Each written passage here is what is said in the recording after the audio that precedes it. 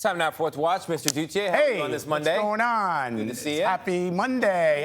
Gayle, congratulations. Yeah. Yes, you know, we were talking about it the last segment. Thanks. Very exciting. Yeah. King Charles. Yeah. I like the way it flows. like that. What else are we talking about this morning? We're going to remember Len Goodman, a longtime judge on Dancing with the Stars. Goodman died over the weekend in England at the age of 78 of bone cancer. He was head judge on the series for more than 15 years until he retired in November. Before that, Goodman was a popular judge on the BBC version of the show called Strictly Come Dancing. On Dancing with the Stars, the other judges would let the competitors down softly with their comments. Goodman was known for his no-nonsense critiques. Listen. And against the others, you're the worst. It's such a joyful thing to watch, other than your feet. Your feet. It was consistent. It was terrible from start to finish. I'm in a very good mood and I want to be nice. If I can be nice. I've been nice once. I can only please one person a week, and you've missed it. And don't hold your breath for next week either.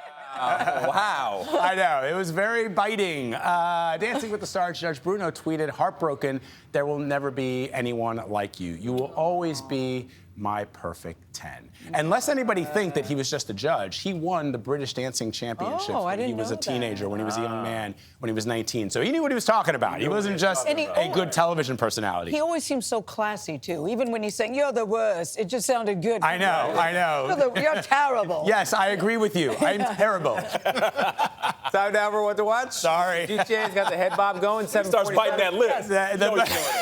He can't help it. I can't help it. No, you He cannot can't. help it. But I turn around and I see Nate. He's like, Nate was like, I don't know if I was that intense with my waiting for the lip bite. But that is my move. That's your move. That is my move. It's working for you. Thank you very much. Carry on. If it works for me, Tony, I stick with it. There you That's the go. plan. All right, let's begin with these stunning allegations about Britain's royal family, just days before King Charles's coronation.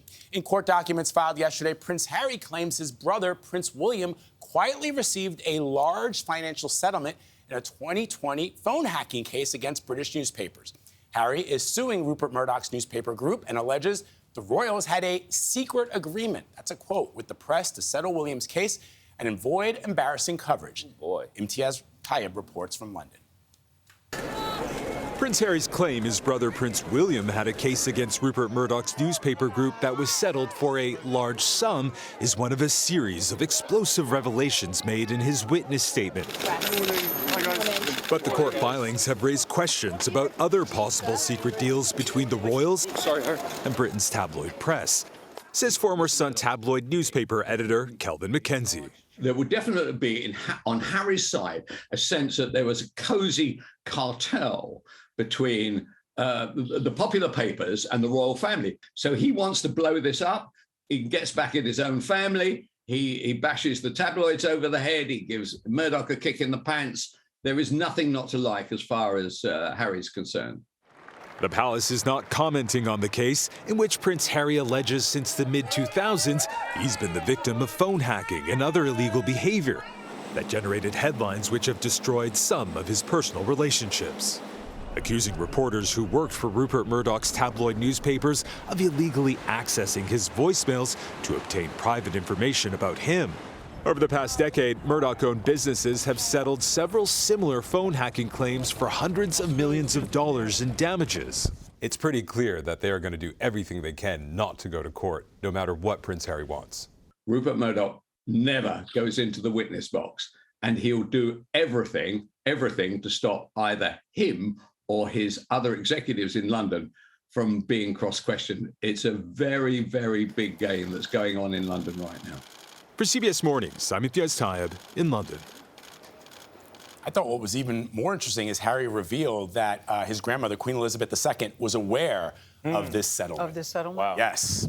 All right, before we go, I want to point out something that you did, Vlad. On Monday, Vlad hosted the 2023 Gala for Figure Skating in Harlem. The nonprofit organization has used figure skating to help girls from underserved communities grow physically, emotionally, and academically for more than 2 decades. Some of U.S. figure skating's biggest stars were at the gala, including Scott Hamilton, Nathan Chen, Maya and Alex Shibutani. So, Vlad, who did you honor? So this is an incredible organization. We took time to honor the great Michael Kors, the legendary, right, of course. designer. Paramount executive Crystal Barnes. I don't know if you had a chance to meet Crystal Barnes, but she was also honored. And photographer Flo and Gala. You will remember that I interviewed Flo and Gala about her stunning photography. There is Flo. We did a story on her. She came to prominence photographing Black Lives Matter protests, but then is now also Cardi B's personal photographer. Oh, wow. And last year became the first Black female photographer to photograph stars and celebrities on the red carpet at the Met Gala, which was a huge thing. She's on the Forbes under 30 list this year. She's going to go back to the Met Gala this year to be on the red carpet. I know, she's an incredible, incredible talent. Vlad, you did a great job. It's a wonderful honor. Do they know you can't skate at all? That was my next question, Tony. They know very well. Sharon Cohen, this is Tony and I learning. Oh, Vlad went Okay, down, you picked the one time that I fell to show my... the one time. Is it the one time, Vlad? But let me just tell everybody, check out Figure Skating in Harlem. It is a wonderful organization run by Sharon Cohen.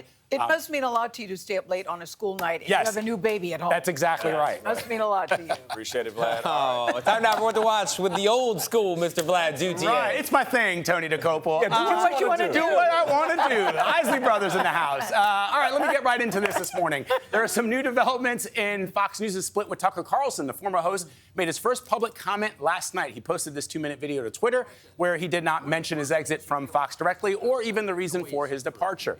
It was a message that seemed to be directed at his Fox faithful. He criticized what he called a lack of honest political debate in American media and ended the video by saying, "See you soon." Meanwhile, there may be some new insight into why Fox parted ways with Carlson. The New York Times and the Wall Street Journal reported that private messages sent by Carlson show him making highly offensive and crude remarks, including one about a senior Fox News executive.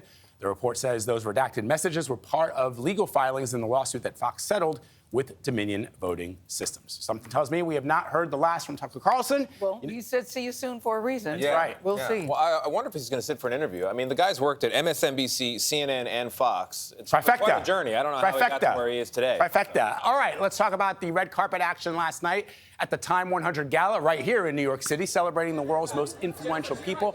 Check out all the stars who showed up, including, yes, the event's host, Jennifer Coolidge. Drew Barrymore was there. She looks fabulous. And Angela Bassett, John Baptiste, right? Queen of Wakanda, Angela Bassett, there she is, in the house, and the queen of my adolescent heart. I'm so excited. Judy Bloom, folks, who I've grown up watching my whole life. Katie Kwan, there, who just won an Oscar. Watching. I've read Judy I know Bloom. that. Okay, Gayle. Very own queen of our hearts. You wasn't playing, huh? In the house. I see you with what was the it yellow. like? Oh, it was so nice. Number one, people were so psyched to see Judy Bloom. Right, Gayle? Yes. Starring Sally J. Freeman. Yes, Are you there, yes. God? It's me, Margaret. Then again, maybe I won't. Deanie, Blubber. I mean, I know every book. In the room, there's always somebody you want to see, you didn't know, and you just want to meet. It's always a great night. We're going to start this morning by looking back at the legacy of longtime talk show host Jerry Springer. A family spokesperson said he died peacefully in his Chicago area home yesterday after a battle with cancer. Of course, we all know him as the host of the Jerry Springer Show. Oh man, remember this? Yes. I'm just you pause and even when I'm reading this, I pause and just gotta watch, right? That's what made it so watchable. He jokingly referred to himself as a ringmaster of civilization's end. His talk show, which ended in 2018 after a nearly 3-decade run, was a ratings powerhouse and a cultural phenomenon. At one point, Springer had more viewers than Oprah. He was getting 12 million viewers for his show. Very little gets 12 million viewers now, maybe 60 Minutes. What many people may not know is that before his talk show, Springer was a lawyer. He was the mayor of Cincinnati. And he did what we did. He was a local news anchor. But the Jerry Springer Show obviously made him a household name, and he was very honest about what the show represented.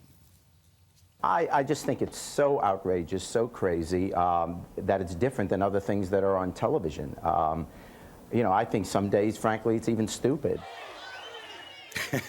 At least he was in on the joke. People that knew him said he was always in on the joke. Yes. He was transparently after the ratings as well. When he first had his show, it was an issue-orientated news and politics That's right, show. and it didn't rate. Cincinnati Enquirer called it oppressively self-important. Right, it did not rate, and so he pivoted. So then he pivoted to Man Who Marries a Horse, Adult Baby. But let me just say one thing about that. In defense, I know that a lot of people said, oh, it was appealing to the lowest common denominator, but I argue that, as he often did, that it was kind of a democratic platform because there were people that you might not have met in your real life that for the first time had a voice It may have been a loud and obnoxious voice. I think it appealed to the lowest common denominator. Let's keep it real. It was also a reflection of certain pockets of America. Yes. So let's just That's true. keep that in mind. I think those are very small pockets. Yeah, very small pockets. I don't know that it's that small. Within all the chaos, after the show, he would say, "Take care of yourself." And each other. I love that. Which was always... He never opined. He would just be, he was the ringmaster. But that was rich, that line coming after what we just saw, I'm telling you, where they're beating the crap out of people. We're going to miss you, Jerry. I had a chance to meet him at the 2016 Democratic Convention. Did you? Yeah, it was very cool. There we are together. And he sat for an interview. Vlad. He was a gentleman. Yeah. A wonderful guy. All right, Jerika just did a wonderful story on Brittney Griner, but we want to share one more thing that she said, Brittney. In her first news conference since being released from a Russian prison in December, Griner criticized state officials who are trying to stop transgender athletes from playing sports. Listen to this. Everyone deserves the right to play. Everyone deserves the right to come here, sit in these seats, and feel safe and not feel like there's a threat or they can't be who they are. Definitely will be speaking up against that legislation and those laws that are trying to be passed, for sure. Well, she's using her platform to help others, and I always think that's a good thing. 17 states have outlawed gender-affirming care for minors, and 16 others are considering doing the same. All right, we're going to end on a happy note this Friday. A seventh grader in Michigan is earning praise for his heroic actions on a school bus this week. So you can see the bus driver here begin to lose consciousness in this video, right? 13-year-old Dylan Reeves, he is 13 years old. He springs into action. He hits the brakes. He steers the bus away from traffic, safely bringing it to a full stop. And then he screams for someone to call 911. First responders were there within minutes, and the bus driver was taken to the hospital. Dylan's parents spoke to reporters yesterday. I can't even express how much what's the word? Proudness, you know? Yeah. Like, I'm extremely proud of him. This shouldn't, it's kind of like, why us, you know, but it's an honor. I mean, we got a little hero.